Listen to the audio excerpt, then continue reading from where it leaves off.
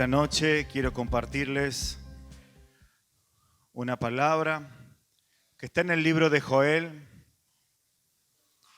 Y antes de leerla, porque quisiera simplemente leerla, digo simplemente, aunque sea en realidad lo único que debiéramos hacer, leer la palabra y obedecerla. Simple. La profecía dice para los postreros tiempos, y le hemos leído y Dios nos la ha hecho saber en más de una ocasión, que Él escribiría sus leyes o si lo dijéramos en tiempo moderno, podría decirlo para nosotros hoy, Él va a escribir la Biblia en nuestras mentes, en nuestros corazones. Y ya ninguno necesitará decirle al otro, mira, acá está Dios, o conócelo de esta forma, o conócelo de aquella otra forma. Sino que todos conocerán a Dios. ¿Por qué? Porque Él va a derramar sobre toda carne. Porque Él lo va a hacer. Esta es la obra del Espíritu. Acá tienen lugar. Adelante. Alguien que los ubique. Vengan, chicos, siéntese ahí. Ahí tienen lugar. Le hago todo si quieren, Avísenme si el baño está bien, si no voy y me fijo. Sí, así va a ser.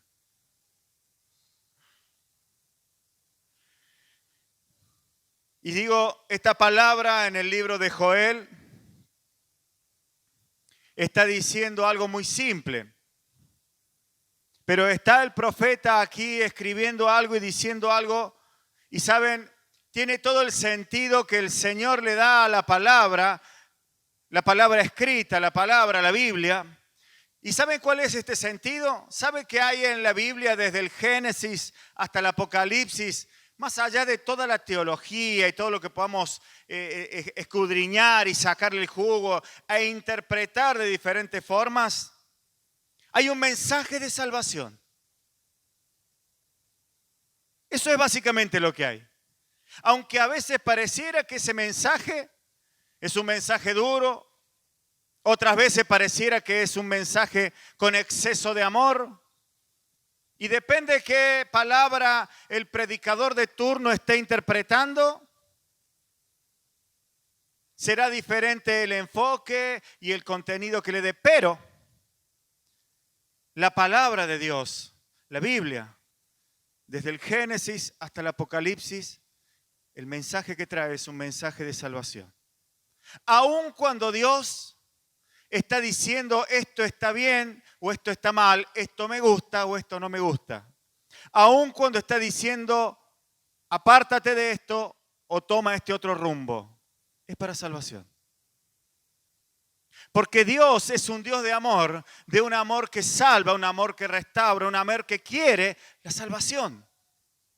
No es un Dios que quiere ver a la gente destruida, que quiere ver a sus hijos comiendo del polvo, como podríamos decir. Y aquí hay una palabra en el libro de Joel, una palabra profética. Joel es uno de los llamados profetas menores y le toca escribir o vivir en el tiempo en que el pueblo de Israel estaba siendo restaurado, digamos, en el Antiguo Testamento sería como la última restauración de Israel antes que venga Cristo. Antes que comience la salvación que tenía planeado el Señor en Jesús, antes que venga el Mesías. Y Joel escribe proféticamente y le habla proféticamente a un pueblo. Y quiero con esto simplemente ir ya a la palabra, decir todo lo que Dios le dice proféticamente a Israel a través de sus profetas, es lo que Dios también le dice a la iglesia. Porque Israel es la similitud del pueblo de Dios, es el pueblo de Dios. Y dice la Biblia que nosotros somos ese pueblo injertado en Israel, o sea, pasamos a ser del linaje de Dios a través de Cristo. Entiendo en esta palabra que Dios está hablando a un pueblo que estaba al límite, o que había caminado al límite y algunas cosas que había hecho no estaban bien. Y cada vez que Dios te dice que algo no está bien, vuelvo a reiterarlo del principio, no te lo dice porque te quiera condenar, te quiera mandar a perdición. Cada vez que Dios te dice que algo no está bien, es como ese padre bueno que le dice al hijo, ¿por qué no estudiaste? ¿No ves que necesitas una buena nota para hacer algo en la vida? ¿Nunca escuchó eso de su padre o nunca se lo dijo a su hijo? ¿O no piensa usted así de su hijo? ¿Que quiere lo mejor? Quiere que le vaya bien y algunas veces para que a tu hijo le vaya bien tenés necesidad de disciplinarlo, es decir, de llamarle la atención de diferentes maneras. No voy a dar un discurso de padre, no se trata de eso. No se trata de decir si lo hacen bien, no. Estoy diciendo que este es el sentimiento de un padre. Y ese es el sentimiento de Dios. Y eso es lo que Dios expresa cuando le dice a alguien o le dice al pueblo, esto no conviene. De esta forma no van a lograr lo que yo quiero para ustedes. Hubo muchos pensamientos y sentimientos encontrados en estos días en mi vida cuando leí esta palabra. La comencé a leer, es muy cortito el libro de Joel, son tres capítulos. La comencé a leer el día jueves.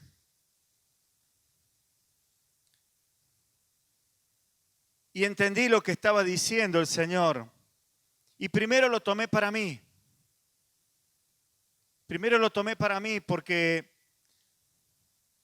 yo no creo en esas formas de predicar como solían decir en broma o suelen decir en broma.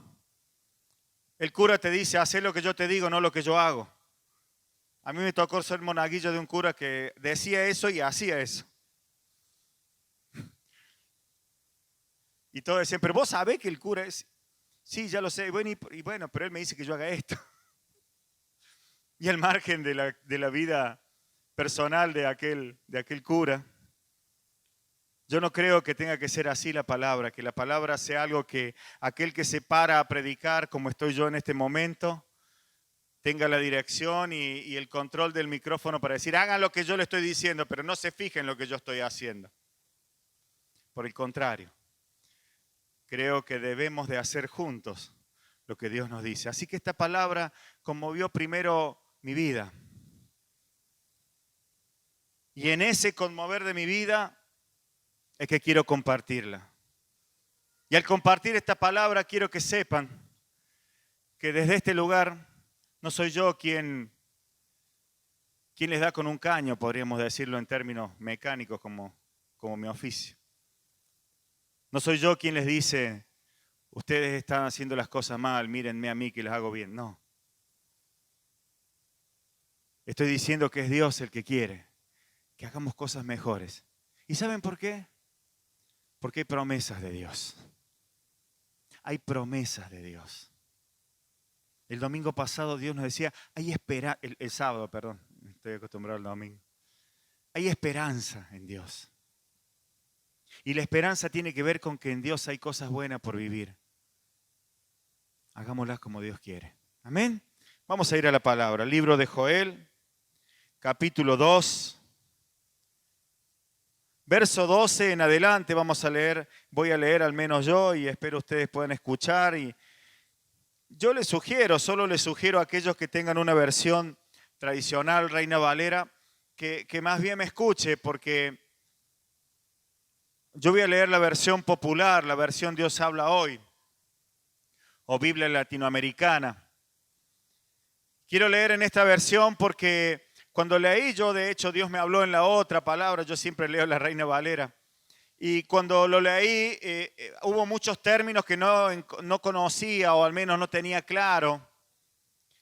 Y bueno, busqué el significado y demás. Pero después cuando lo cotejé con esta palabra, dice lo mismo, pero encuentro los términos más fáciles para leerlo, más entendibles, para que entendamos algunas cosas y las entendamos en forma directa. Así que si usted no tiene la versión actual o el Dios habla hoy o la latinoamericana, le sugiero, no le obligo, corrobore si quiere, que cierre su Biblia y escuche. Porque es el Espíritu Santo el que nos tiene que hablar. Presencia de Dios. Señor, Voy a leer tu palabra. Aquí estoy, Señor, soy tu siervo. Con nombre y apellido, Miguel y Acielo, Señor, me pusieron mis padres. Tú me permitiste caminar en estos días y me has dado la vida para estos días. Y permíteme, Dios, en esta noche, una vez más, expresar tu palabra con denuedo, con gracia, con amor. Y hacer la obra por la cual me permites caminar estos tiempos junto a mis hermanos. Seamos bendecidos por tu palabra y ésta lleve fruto a 100 por 1 en el nombre de Jesús. Amén. Bien, Joel capítulo 2, verso 12. Pero ahora, lo afirma el Señor, vuélvanse a mí de todo corazón. Ayunen, griten y lloren. Vuélvanse ustedes al Señor su Dios y desgárrense el corazón en vez de desgarrarse la ropa. Porque el Señor es tierno y compasivo, paciente y todo amor, dispuesto siempre a levantar el castigo. Tal vez decida no castigarlos a ustedes y les envíe bendición, cereales y vino para las ofrendas del Señor su Dios. Si no es el Señor, no atienda. Toquen la trompeta en el monte Sión, convoquen al pueblo y proclamen ayuno. Reúnan al pueblo de Dios y purifíquenlo. Reúnan a los ancianos, a los niños y aún a los niños de pecho. Que hasta los recién casados salgan de la habitación nupcial. Lloren los sacerdotes, los ministros del Señor, y digan entre el vestíbulo y el altar: perdona, Señor, a tu pueblo. No dejes que nadie se burle de los tuyos. No dejes que otras naciones los dominen y que los paganos digan: ¿dónde está su Dios? Entonces el Señor mostró su amor por su país, compadecido de su pueblo, y dijo: voy a enviarles trigo, vino y aceite hasta que queden satisfechos, y no volveré a permitir que los paganos se burlen de ustedes. Alejaré de ustedes las langostas que vienen del norte y las echaré al desierto. Ahogaré la vanguardia en el mar muerto y su retaguardia en el Mediterráneo, y sus cuerpos se pudrirán y apestarán. Voy a hacer cosas grandes. Alégrate mucho, tierra, y no tengas miedo, porque el Señor va a hacer grandes cosas. No tengan miedo, animales salvajes, pues los pastizales reverdecerán, los árboles darán su fruto, y habrá higos y uvas en abundancia. Alégrense ustedes, habitantes de Sión, alégrense en el Señor su Dios, y Él les dará. Y Él ha dado las lluvias en el momento oportuno. Las lluvias de invierno y de primavera, tal como antes lo hacía. Me detengo en esta palabra. Y que el Señor abra los oídos para el que tenga que oír. Las lluvias de invierno y de primavera, tal como antes lo hacía. Habrá una buena cosecha de trigo y gran abundancia de vino y aceite. Yo les compensaré a ustedes los años que perdieron a causa de la plaga de langostas, de ese ejército destructor que envié contra ustedes. Ustedes comerán hasta quedar satisfechos y alabarán al Señor su Dios, pues yo hice por ustedes grandes maravillas. Nunca más quedará mi pueblo cubierto de vergüenza. Y ustedes, israelitas, habrán de reconocer que yo, el Señor, estoy con ustedes, que yo soy su Dios y nadie más. Nunca más quedará mi pueblo cubierto de vergüenza. Amén.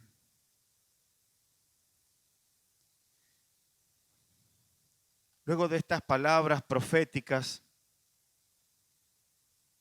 que el Señor le habla a su pueblo.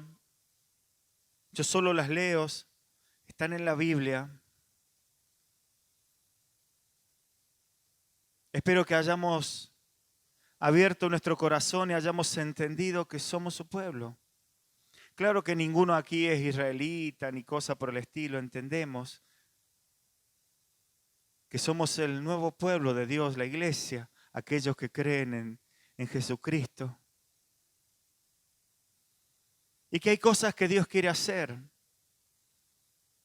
Y antes de seguir leyendo, quiero que medite en esto. Porque hay un tiempo nuevo y grande y maravilloso de Dios. Y Dios está deseoso de hacernos el bien. De volver a ser como antes.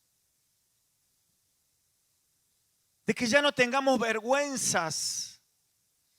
Oprobio, esa palabra que es tan fea. Que ya no se burlen las otras naciones. Y no está hablando de otro, qué sé yo, de chilenos o de peruanos. No de naciones como interpretamos en los términos geográficos. Sino está hablando de las naciones, lo que identifica a las personas. Por decirlo en sencillo, la religión que practica. Entonces, mira este evangélico al final. ¿Sabe las veces que he escuchado? Y me da mucha pena decir, mira lo que le pasó y eso que es hijo de pastor. O mira que eso que los padres van a la iglesia. Que ya eso no tenga que acontecer. Que los hijos de Dios podamos manifestar su gloria. Que pueda identificarse a la nación de Dios como aquellos que portan bendición. Como aquellos que hacen que el amor descienda en forma verdadera. Como aquellos que pueden caminar seguros diciendo, mis hijos son hijos de Dios. Porque cuando acontezca todo esto, sucederán estas cosas también. Verso 28. Después de estas cosas,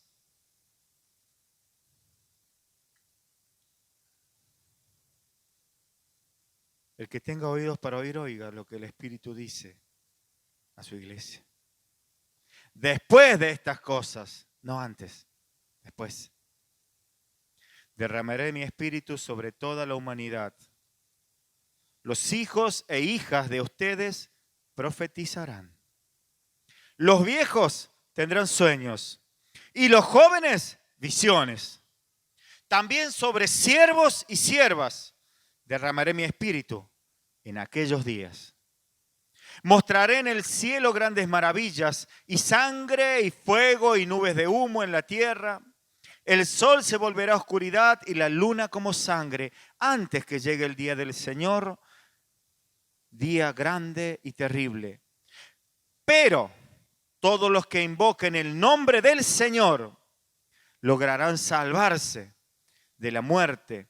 Pues en el monte Sión, en Jerusalén, estará la salvación. Tal como el Señor lo ha prometido, los que Él ha escogido quedarán con vida. Solo voy a aclarar aquí una interpretación. El monte de Sión y Jerusalén es figura de la iglesia. La salvación está en la iglesia. Y la iglesia es el cuerpo de Cristo. Por lo tanto, la salvación está en Cristo. Y Él va a derramar de su espíritu sobre todos. Todos aquellos que le invoquen. Todos aquellos que digan, Señor, acá estoy. Soy yo. Te necesito. Quiero servirte. ¿Qué necesitas de mí? Cuando terminé de leer esta palabra, en el día de hoy por última vez, y buscando una explicación y una forma de predicarla y de darla a entender,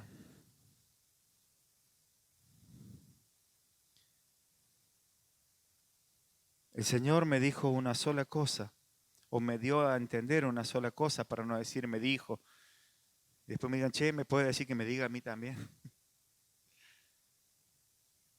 Todo esto se resume en una sola cosa para poderlo practicar. Se resume en el primer y casi que único y gran mandamiento. Amarás al Señor a tu Dios sobre todas las cosas. Sobre todas las cosas. Entonces, cuando el Señor me da esta pauta y dije, está bien, Señor, ¿para qué predicar más? ¿Para qué si yo no estoy enseñando una palabra? Cuando tengo que enseñar, enseño, no tengo problemas. Si Dios me da revelación, enseño y trato de enseñarle la palabra lo mejor que puedo. Pero aquí no hay enseñanza para dar. Aquí hay una palabra para obedecer. ¿Está Dios primero en todas las cosas en tu vida? Ni siquiera tiene que responderlo, porque la respuesta es, en retrospectiva, es suya. Y la consecuencia de esta respuesta es la que los hombres verán. Y dije verán, no juzgarán. La consecuencia. Si tuviéramos que tomar un minuto o unos segundos en esta noche para que este tiempo con Dios, en el que hemos dispuesto un tiempo, algunos tienen que soportarme y han venido solo por la presentación del bebé, pero que podamos aprovechar este tiempo es invitarnos a nosotros mismos. Así como si tuviéramos en una sala de meditación, digo solo por decir, cerrar nuestros ojos y preguntarnos, ¿es Dios lo más importante en mi vida? ¿Está en primer lugar?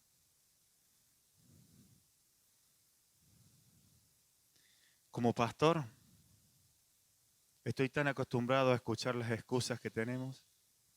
O, para decirlo más elegantemente, las razones. Las razones por las que Dios en algunos momentos no está en primer lugar.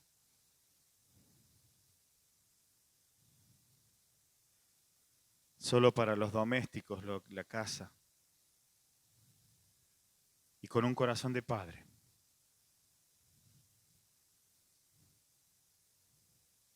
¿Por qué no está Dios los miércoles en primer lugar? Solo es una pregunta.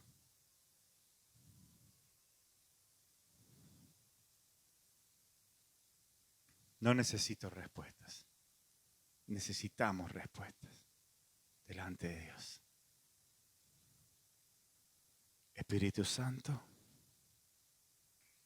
tú haces la obra mucho más perfecta de lo que cualquier hombre pudiera gestionar y ejecutar. Pues tu palabra dice que si tú no edificas la casa, en vano trabajan los que la edifican.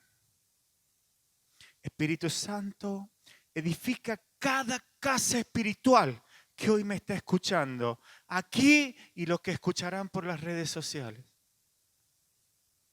para que sus casas sean edificadas en el nombre de Jesús. Y tú puedas ser el primero en la vida de todos, porque tú eres un Dios de salvación. Y yo no sirvo a un Dios que ha venido a condenar al mundo, sino me desespero, Señor, para que todos sean salvos. Ayúdame a ejecutar el propósito. Espíritu Santo. Espíritu Santo.